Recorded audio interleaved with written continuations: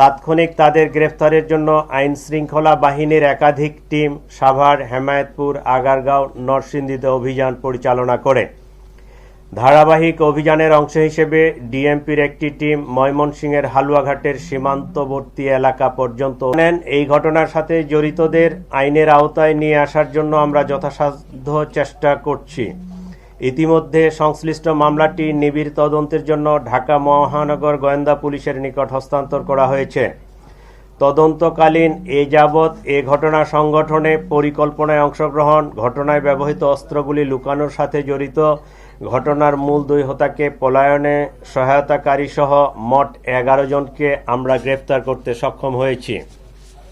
গ্রেফতারকৃতরা হল হুমায়ুন কবির, ফয়সালের বাবা; হাসি বেগম, ফয়সালের মা; শাহেদা পারভিন সামিয়া, ফয়সালের স্ত্রী; ওয়াহিদ আহমেদ শিপু, ফয়সালের শ্যালক; মারিয়া আক্তার লিমা, তার বান্ধবী; মোহাম্মদ কবির, নুরুজ্জামান নোমানী ওরফে উজ্জ্বল, সিবিয়ন দিও, সঞ্জয় চিসিম, মোহাম্মদ আমিনুল ইসলাম রাজু, আব্দুল মান্নান।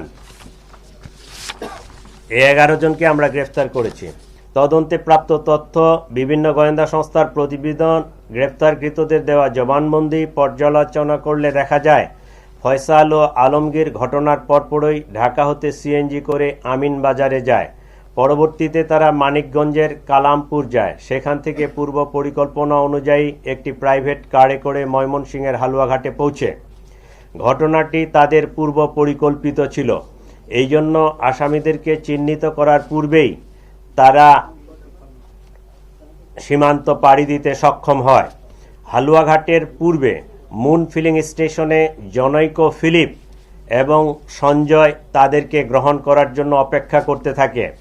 ফিলিপ তাকে সীমান্ত পার করে ভারতের মেঘালয় রাজ্যে জনৈক পুত্তির নিকট হস্তান্তর করে।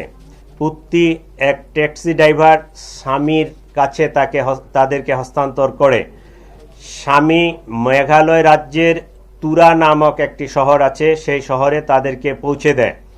আমরা ইনফরমাল চ্যানেলে মেঘালয় পুলিশের সাথে যোগাযোগ করে যেটি জানতে পেরেছি, তারা ইতোমধ্যে পুত্তি ও স্বামীকে গ্রেফতার করেছে। আমরা সন্দেহ করি আসামিদ্বয় অবৈধ পথে সীমান্ত পাড়ি দিয়েছেন। এই ঘটনার সাথে বিভিন্নভাবে জড়িত থাকার কথা স্বীকার করে গ্রেফতারকৃতদের মধ্যে 6 জন স্বীকারোক্তিমূলক জবানবন্দি প্রদান করেছেন এবং 4 জন সাক্ষী তারাও 164 ধারায় সাক্ষ্য প্রদান করেছেন। আগামী 7 থেকে 10 দিন আমরা ইনফরমাল চ্যানেলে মেঘালয় পুলিশের সাথে যোগাযোগ করে যেটি জানতে পেরেছি, তারা ইতোমধ্যে পুত্তি ও স্বামীকে গ্রেফতার করেছে। গত 12 ডিসেম্বর 2025 দুপুর আনুমানিক 14:20 ঘটিকার সময় পল্টন থানাস্থ বিজয়নগর বক্স কালভার্ট এলাকায় মোটরসাইকেল আরোহী দুর্বৃত্তের গুলিতে ইনকিলাব মঞ্চের মুখপাত্র জনাব শরীফ উসমান বিন হাদি গুলিবিদ্ধ হন। ঢাকা মেডিকেল কলেজ হাসপাতালে প্রেরণ করা হয়। পরবর্তীতে রাজধানীর একটি বেসরকারি হাসপাতাল এভারকেয়ারে ভর্তি করা হয়। পরবর্তীতে উন্নত চিকিৎসার জন্য এয়ার অ্যাম্বুলেন্স যোগে তাকে সিঙ্গাপুরের জেনারেল হাসপাতালে ভর্তি করানো হয়। সেখানে চিকিৎসাধীন অবস্থায় 18 ডিসেম্বর তিনি শাহাদাত বরণ করেন। ইন্না লিল্লাহি ওয়া ইন্না ইলাইহি রাজিউন। আমরা তার বিদেহী আত্মার মাগফিরাত কামনা করি। আল্লাহ তাকে জান্নাত নসিব করুক এবং তার পরিবারকে এই শোক সইবার মতো শক্তি ও সামর্থ্য দিক। এই ঘটনার প্রেক্ষিতে রাজধানীতে পল্টন থানায় একটি নিয়মিত মামলা রুজু হয়, যা পরবর্তীতে হত্যা মামলায় রূপ নেয়।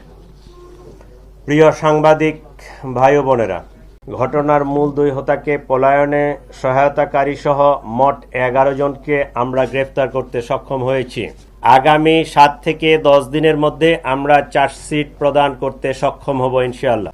ন্যাক্কারজনক এই ঘটনার পরপরই Dhaka metropolitan police, DB, CTTC, RAB, CID, BGB ঘটনায় জড়িতদের শনাক্ত করে গ্রেফতার করে আইনের আওতায় আনার জন্য কাজ শুরু করে। ঘটনাস্থলে উপস্থিত ব্যক্তিদের দেওয়া তথ্য, সিসিটিভি ফুটেজ বিশ্লেষণ, ওপেন সোর্স ইন্টেলিজেন্স এবং তথ্য প্রযুক্তির সহায়তায় ঘটনার দিনই শুটার ফয়সাল করিম মাসুদ ওরফে দাউদ ওরফে রাহুল এবং তার সহায়তাকারী মোটরসাইকেল চালক মোহাম্মদ আলমগীর শেখকে শনাক্ত করা হয়।